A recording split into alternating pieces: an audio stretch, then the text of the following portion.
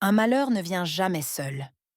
Il était une fois une vieille femme qui partageait sa case avec un serpent et un oiseau. Chaque fois que l'oiseau pondait, le serpent avalait l'œuf.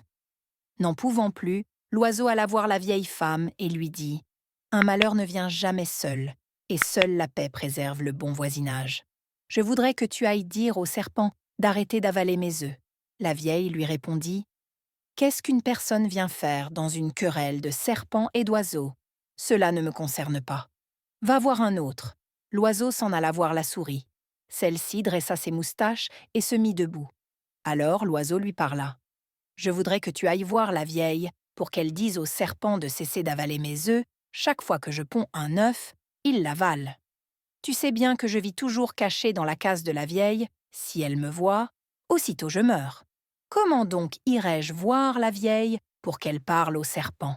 Va voir un autre. Cela ne me concerne pas. » Ah bon, d'accord. Un malheur ne vient jamais seul, répliqua l'oiseau. L'oiseau consulta l'araignée. S'il te plaît, va dire à la vieille d'avertir le serpent pour qu'il épargne mes œufs. Chaque fois que je ponds un œuf, il l'avale. Moi, toute toile que je fabrique la nuit dans la case, la vieille la défait quand elle se réveille. Je ne peux donc pas lui dire de ta part quoi que ce soit. Va voir un autre. L'oiseau alla voir le chien et lui dit « Chien, nous sommes tous dans la case. Je voudrais que tu dises à la vieille d'avertir le serpent pour qu'il cesse d'avaler mes œufs, car un malheur ne vient jamais seul. Moi, je garde la maison de la vieille toute la nuit, mais quand son repas est prêt, je n'ai à ronger que les restes laissés par les enfants.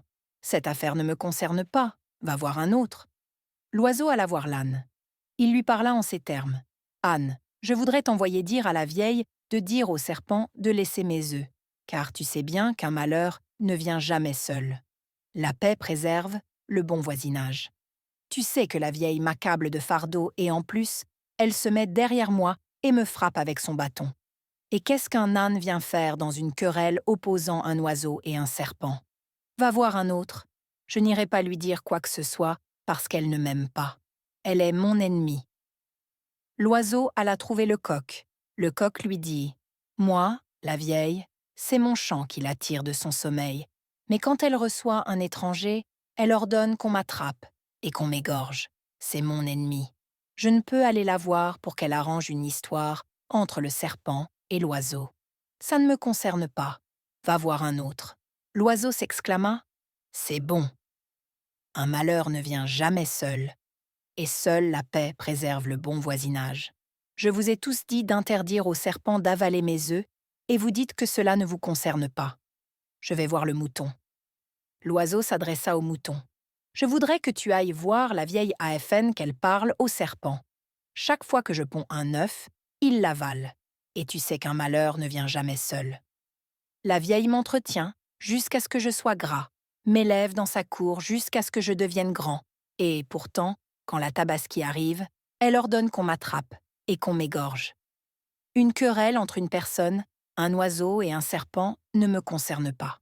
Va voir un autre. » L'oiseau partit chercher une allumette. Quand il revint, il dit « Maintenant j'ai parlé, je suis fatigué. Chaque fois que j'envoie quelqu'un, il refuse. Je vais faire ce qui me convient. » Il prit l'allumette et mit le feu à la case. La vieille, l'âne, l'araignée, la souris, tous périrent dans l'incendie. L'âne qui était allé appeler au secours mourut au retour, brûlé par le feu. Quant au mouton, il servit de repas à ceux qui étaient venus éteindre le feu et refaire la case. Alors, l'oiseau rassembla tout le monde et déclara « Je prévoyais tout cela. C'est pourquoi j'ai envoyé tout le monde pour dire à la vieille d'interdire au serpent d'avaler mes œufs. Chacun me répondait qu'une querelle entre un serpent et un oiseau ne le concernait pas. Maintenant vous voyez les conséquences. Seule la bonne entente préserve le voisinage. Un malheur ne vient jamais seul. Abonnez-vous, activez la cloche pour ne manquer aucune de mes nouvelles vidéos.